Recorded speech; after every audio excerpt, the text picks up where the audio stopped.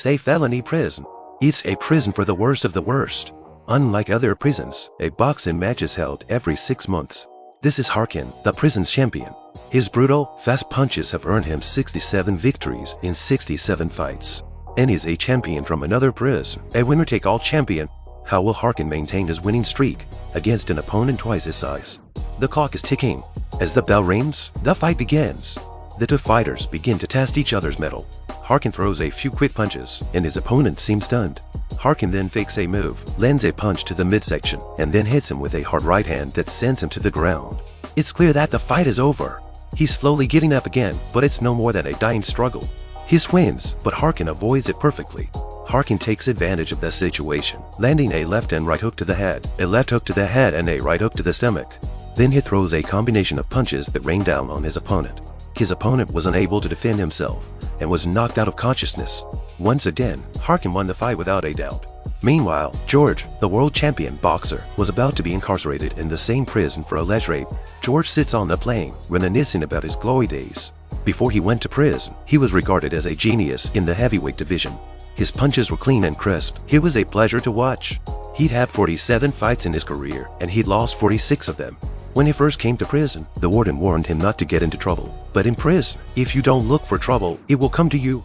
The next day, at mealtime, the problem arose inside the prison. That champion, George, slapped Harkin across the face. The two champions were at loggerheads, and George kept screaming, "I'm the only champion here." George was taken to the warden's office, but since he was the star of the show, the warden couldn't do anything about it. Instead, the warden said Harkin was violent and threatening and put him in a cell. On the other hand, George's lawyer came to him and told him he had a very tough case. He's being forced to pay $20 million in damages, and he'll be in there for 3 to 5 years. For a professional boxer, after 5 years, reputation and ability are gone. George was approached by a very flirtatious man who said he wanted to be friends with the champ, but in fact, he wanted to be his friend, and he said he couldn't say no. That's a clear provocation to the champ. George found the team, went up and without saying anything, slapped their boss in the face, then kept punching back and started to educate the boys. Knowing that he's a game, George beat the shit out of them. This pissed off the warden again. Seeing that the time was right, he sent his men out with a message. He sent his men out with the news that he was going to organize a fight like no other. The world champion and the prison champion will fight each other. The stakes will be astronomical.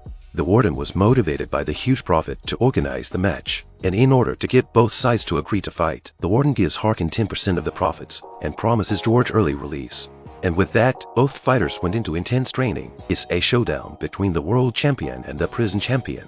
That champion, George, is in prison because he was framed, and this fight will determine whether or not he gets out of prison early.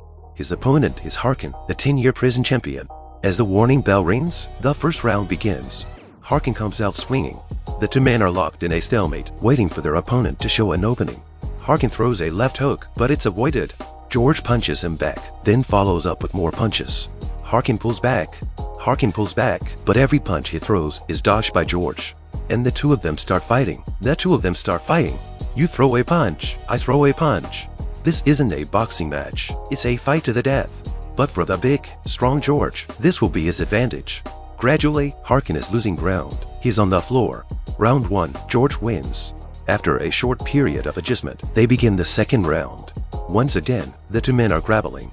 Harkin can't withstand George's onslaught and goes down again. At this point, the inmates start cheering Harkin on. They think Harkin can beat George, and that's how the fight came to the third round. Harkin is still outclassed by George in the early rounds, getting hit with several punches.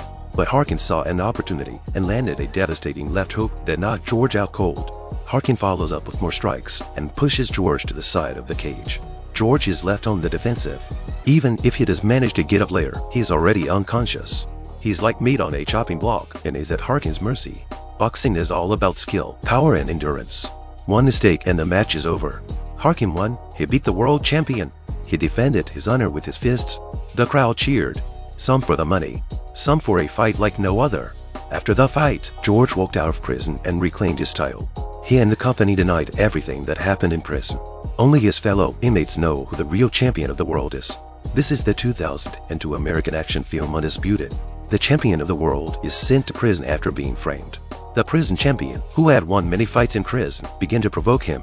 To make money, someone posted a fight between the world champion and the prison champion. The warden organized the fight to make a profit.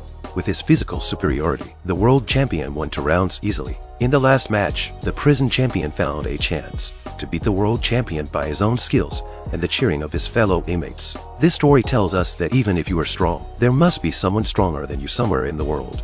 I am Zero Sense Film. If you like this video, please give it a thumbs up, comment and subscribe to my channel. See you in the next video.